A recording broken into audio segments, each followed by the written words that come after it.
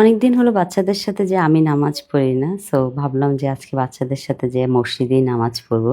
Please like and follow. Hello everyone, this is Fatema, welcome Fatema vlogs. তো এই যে দেখেন সকাল সকাল উঠে সায়ান হলো, আমি যে গ্রিন টিটা খাই ওই গ্রিন টিটা নিয়ে একদম নষ্ট করে ফেলতেছিলাম। আমি সায়ানকে বললাম যে বাবা প্লিজ আমার গ্রিন টিটা নষ্ট করো না। সে লক্ষ্মী ছেলে হয়ে জানেন রান্নাঘরে নিয়ে রেখে এসেছে। ওর রাখা দেখে আমার এত হাসি আসতেছিল। তারপর আমি বললাম যে চলো আমরা খেলা করি। আর সায়ান হলো অনেক রাগ করেছে, কারণ তাকে রেখে আমরা খেলা করা স্টার্ট করলাম। পরে বললাম ঠিক আছে চলো একসাথে করি। তারপর হলো সে হলো আমাদের সাথে খেললো। খেলার পরে এই যে দুই ভাই বোন আবার হলো কুস্তি খেলা স্টার্ট করলো। তাদের এই দুষ্টামি দেখে না আমার এত সুইট লাগে। যারা তো একটু গুল্লু শুল্লু না, যারা পড়লে ব্যথা পায় না, সায়ান তো যেহেতু একটু মানে মাংস কম, সেই জন্য সে পড়লেই ব্যথা পায়। আর এমন ভাব করে যে আমি ব্যথা পেয়ে গেছি, আমার পুরো শরীরে ব্যথা, এরকম ভাব করে। তার এই দুষ্টামি গুলো অনেক সুইট। এই যে দেখেন দুই ভাই বোন দুষ্টামি করে অসুস্থ হয়ে গেছে একজন। তারপর হলো আমি চলে আসলাম রান্নাঘরে। রান্নাঘরে আজকে অনেক কিছু রান্না করতে হবে। আমার না রান্না করতে কেন জানি ভাল লাগে, আই ডোন্ট নো। কারো জব করতে ভাল লাগে, যার যার প্রফেশনে তার ভাল লাগে, কিন্তু আমার প্রফেশন আমি রান্না যে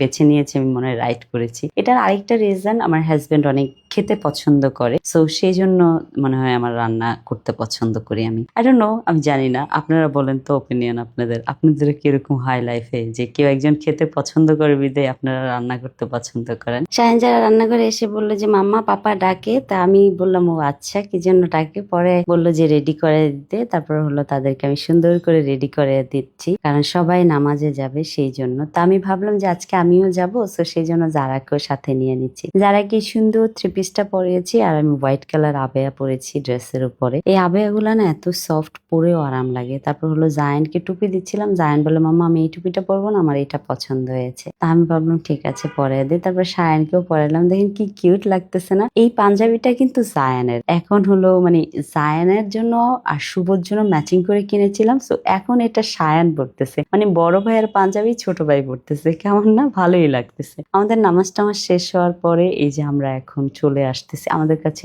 গাড়ি নাই, সো সেই জন্য আমরা রিক্সা করে এভাবে সবাই আসতেছি। এত বেশি কিউট লাগতেছিল এই মোমেন্টটা, আমার অনেক বেশি ভালো লাগতেছিল। তারপর হলো বাসায় আমরা চলে আসলাম। আসার পরে এই যে যারা, সে টায়ার্ড হয়ে গেছে গরমে, বাবার কোলে উঠে বসেছিল। তা আমি বললাম যারা চলে আসো খাবার খাবো। তারপরে এই যে আমরা মা মেয়ে বসে গেলাম খাবার দাবার খেয়ে। আমি আর আমার হাজবেন্ড একটু রিক্সা দিয়ে বের হয়েছি। ও মাই গড, এত ঝুম বৃষ্টি স্টার্ট হয়েছে। তারপর হলো আমরা বাসায় চলে আসছি। আসার পরে সায়ান আমার সাথে এত রাগ করেছে, এত রাগ করেছে, লিটারালি আমার সাথে ফাইটিং করে ফেলছে। আর এসে দেখি যারা বুড়ি হলো এই পুঁতিটা মুখে দিয়ে খাচ্ছিল। যদি গলায় আটকাইতো কি হইতো বলেন তো। মানে মা যদি বাসায় আধা ঘন্টার জন্য না থাকে, বাচ্চাদের হুলস্থুল অবস্থা হয়ে যায়। আর চিন্তা করেন যে এই মারা অফিস করে, সেই মাদের কত টেনশন হয় বাচ্চাদেরকে নিয়ে। এই যে আমি হলো সায়ান আমার সাথে অনেক বেশি রাগ করেছে, সেই জন্য আমি তাকে বকা দিয়েছি যে একদম আমার সাথে রাগ করা যাবে না, নাহলে কিন্তু আমি অনেক বেশি রাগ করবো। তো সেই জন্য সে কান্না করতেছিল। তারপর হলো তার কান্না থামিয়ে তাকে আমি বললাম চলো ড্রয়িং করো। তারপর হলো সে আমার সাথে অনেক অভিমান করছে যে তুমি আমাকে বকা দিয়েছো, তুমি আমাকে বলেছো যে সায়ান কানে ধরো, এগুলো বলতেছিল। আর যারা চুপি চাপি ড্রয়িং করতেছিল।